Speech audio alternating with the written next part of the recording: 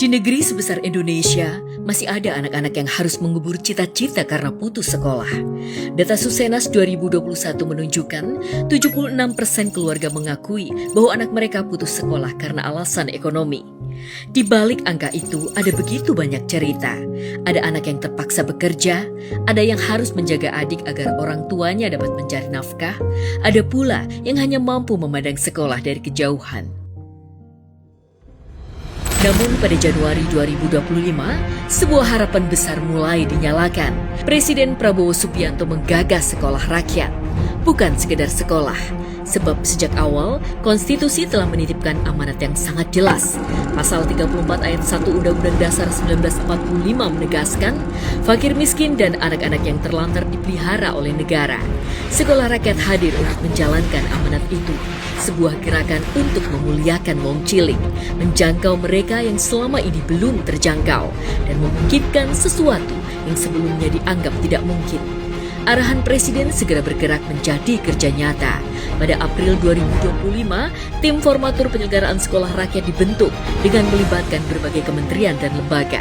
Negara bergerak bersama. Data Tunggal Sosial Ekonomi Nasional atau DTSN digunakan sebagai dasar penetapan sasaran dan perekrutan siswa. DTSN menjadi fondasi agar kesempatan ini benar-benar sampai kepada anak-anak dari keluarga yang paling membutuhkan. Guru dipersiapkan, wali asrama dihadirkan, tenaga kependidikan dibentuk. Dalam waktu yang sangat singkat, kementerian, lembaga, dan pemerintah daerah bergerak melakukan revitalisasi. Gedung-gedung pelatihan, balai pemerintah, hingga rumah susun disulap menjadi sekolah rakyat rintisan. Tempat-tempat yang sebelumnya sunyi mulai dipenuhi meja belajar, tempat tidur, buku, seragam, dan suara anak-anak yang kembali berani menyebutkan cita-citanya. Seluruh proses diawasi secara ketat dan terpadu. Setiap langkah dijaga agar berjalan transparan, akuntabel, dan tetap berada dalam satu tujuan besar. Memastikan tidak ada lagi anak Indonesia yang kehilangan masa depan hanya karena terlahir dalam kemiskinan. Kerja besar itu segera membuahkan hasil. Pada Juli 2025, sebanyak 63 titik sekolah rakyat rintisan resmi beroperasi. Pada Agustus, bertambah 37 titik. Pada September, berkembang lagi dengan 66 titik.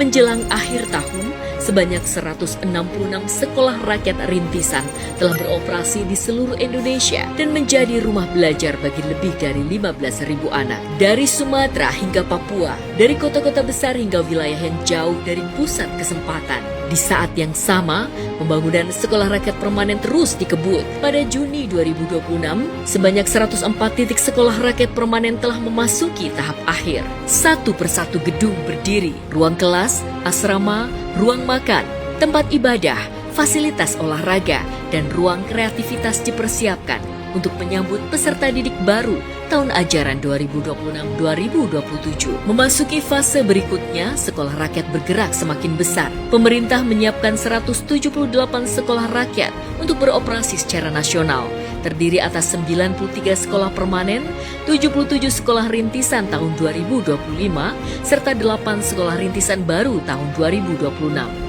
Saat ini penjangkauan telah dilakukan terhadap 48.975 bakal calon siswa yang mayoritas berasal dari keluarga paling rentan pada desil 1 dan 2 DTSN.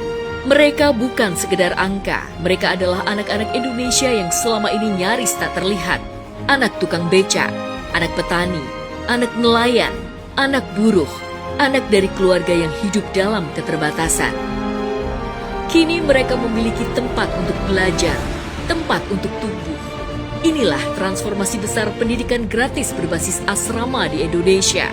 Sekolah rakyat sedang mengubah masa depan sebuah keluarga, bahkan sebuah generasi. Hari ini, sekolah rakyat bukan lagi sekedar gagasan.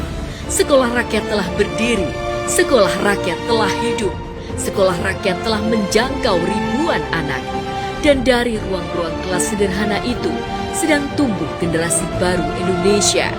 Inilah sekolah rakyat, gerakan besar untuk memutus rantai kemiskinan melalui pendidikan.